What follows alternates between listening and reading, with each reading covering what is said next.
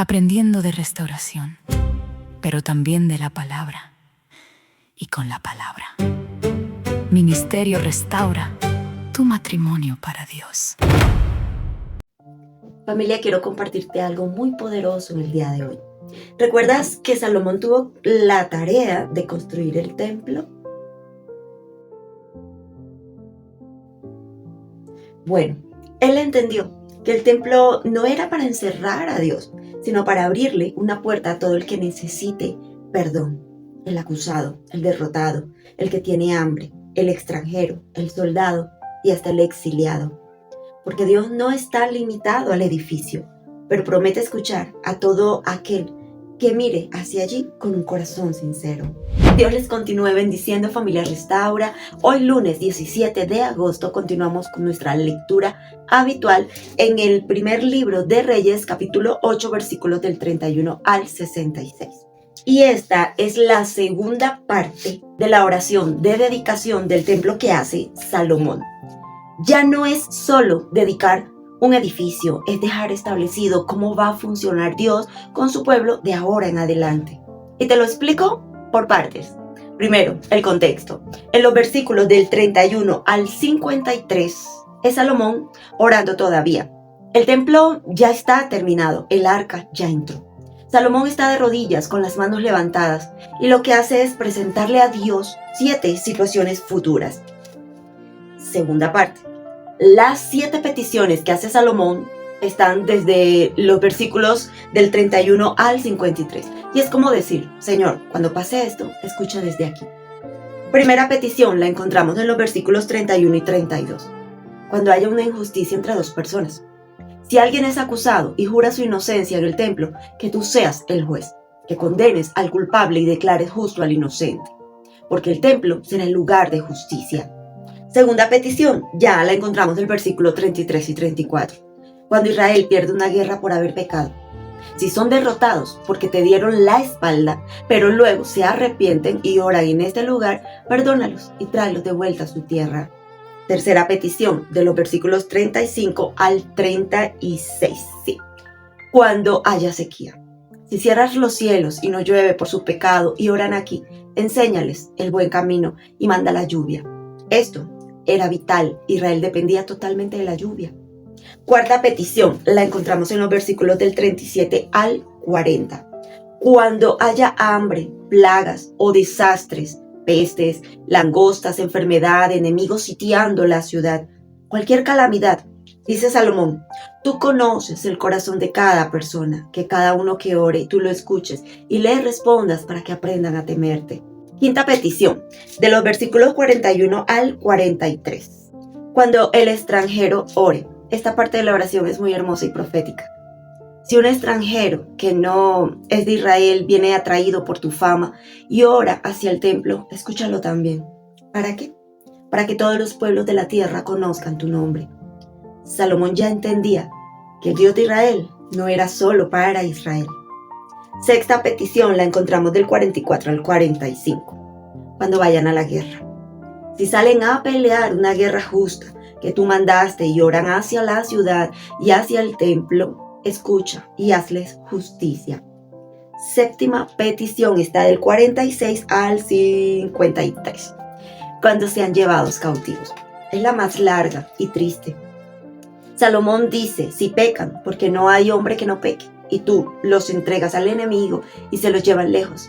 Si allá en tierra extraña, se arrepienten de corazón y oran hacia su tierra, hacia Jerusalén, perdónalos y que sus captores tengan misericordia. Esto es literalmente lo que pasaría 400 años después con el exilio a Babilonia. Salomón ya lo estaba orando. Familia, esto es intercesión. Esto no es decirle a Dios cómo tiene que obrar. Ahora, el punto de las 7 peticiones es uno solo. El templo no es mágico. El templo es el lugar de encuentro donde Dios escucha al corazón arrepentido. Tercera parte, la bendición final. Versículos del 54 al 61. Salomón se levanta. Llevaba arrodillado desde el versículo 22 y ahora bendice al pueblo. Les dice 3 cosas. Número 1, Dios ha cumplido lo que prometió a David, nos ha dado descanso. Número 2, que Dios siga con nosotros como estuvo con nuestros padres. Tercero, y pide que incline nuestro corazón para que queramos obedecerle, no que nos obligue. Y termina con el verso clave en el capítulo 60. A fin de que todos los pueblos de la tierra sepan que Jehová es Dios y que no hay otro. Cuarta parte, la fiesta. Versículos del 62 al 66. Y entonces hacen la fiesta más grande de la historia de Israel. Hacen 14 días de fiesta y 7 de dedicación, más 7 de tabernáculos. Es tanta la alegría que dice el versículo 66 que el pueblo se fue a sus casas gozosos y alegres de corazón por todo el bien que el Señor les había hecho. Y ahora, como siempre, vamos a llevar esta porción de la palabra a la restauración. Este pasaje es precioso para hablar de restauración matrimonial, porque Salomón está inaugurando el templo y en medio de esa dedicación hace una oración que toca temas profundamente relacionados con el proceso. Pecado, arrepentimiento, consecuencias, regreso, escucha de Dios, perdón y restauración. Vamos a ponerle un título a esta parte de la reflexión dirigida a la restauración y será cuando el corazón regresa a casa. Mis chicas luchadoras, quiero por un momento que dejemos de mirar solamente nuestros matrimonios y miremos lo que Dios está haciendo dentro de nosotras mientras esperamos que Él haga algo afuera. En este primer libro de Reyes 8, Salomón acaba de dedicar el templo y comienza una oración impresionante delante de Dios. Y hay algo que me llama poderosamente la atención. Es que Salomón no le pide a Dios solamente que bendiga a Israel. Le pide que escuche cuando alguien haya pecado, cuando hayan consecuencias, cuando haya arrepentimiento y cuando el corazón vuelva nuevamente hacia Él. Y ahí encontré una enseñanza maravillosa.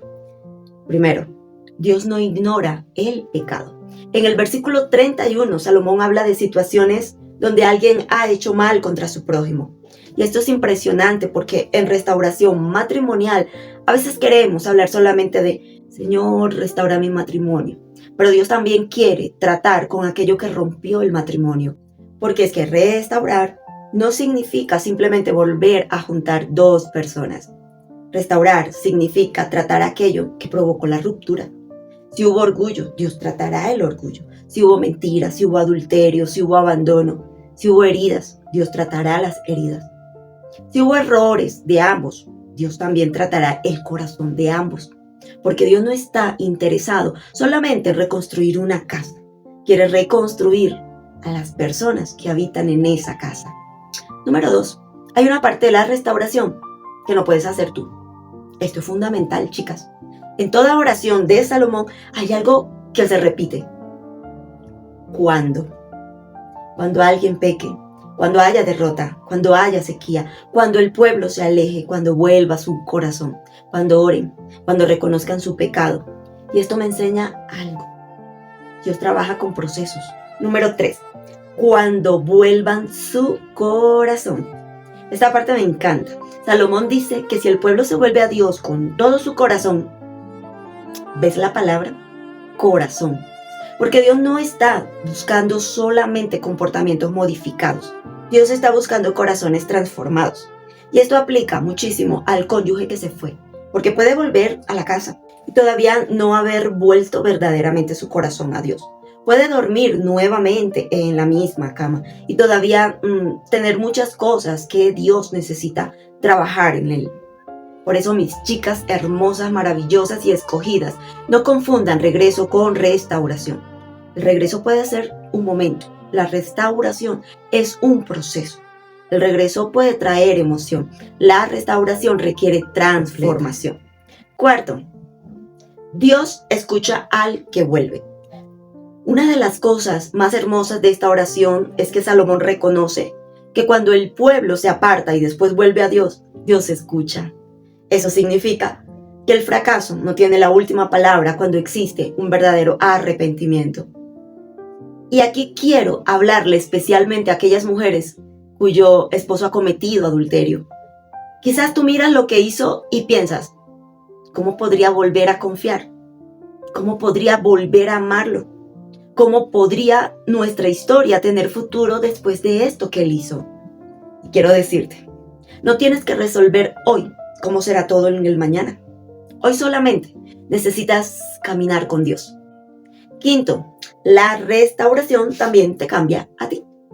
Y aquí quiero hacer una pausa, porque es que muchas veces durante el proceso, nosotras estamos tan concentradas en, pero cuando vuelve, ¿qué estará haciendo? ¿Ya cambió?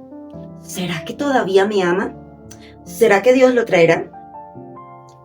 Y olvidamos preguntarnos, Señor, ¿qué quieres hacer conmigo mientras espero?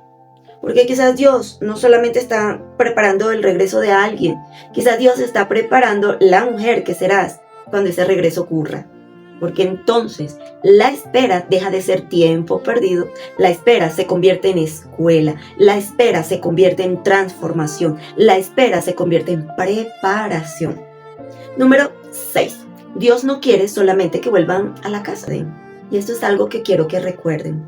Dios no restaura matrimonio solamente para que dos personas vuelvan a vivir juntas. Dios puede restaurar un matrimonio para que aquello que un día fue una historia de dolor se convierta en un testimonio de transformación. 7. El templo fue dedicado antes de comenzar una nueva etapa. Y esto me parece precioso. Hay una consagración, hay oración, hay reconocimiento, hay arrepentimiento, hay búsqueda de Dios. Y después es que viene la celebración. ¿Sabes qué me enseña esto?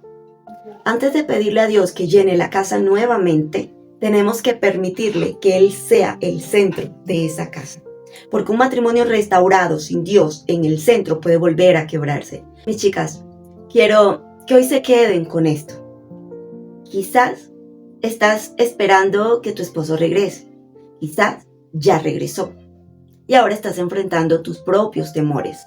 Quizá todavía estás viendo muchas cosas que no entiendes. Pero yo hoy quiero que cambies una pregunta. En lugar de preguntar solamente, Señor, ¿cuándo lo vas a traer? Pregunta, Señor, ¿qué quieres formar en mí mientras espero? Quiero que recuerdes algo. Dios escucha el corazón que vuelve a Él. No importa cuán lejos haya llegado. No importa cuántos errores haya cometido.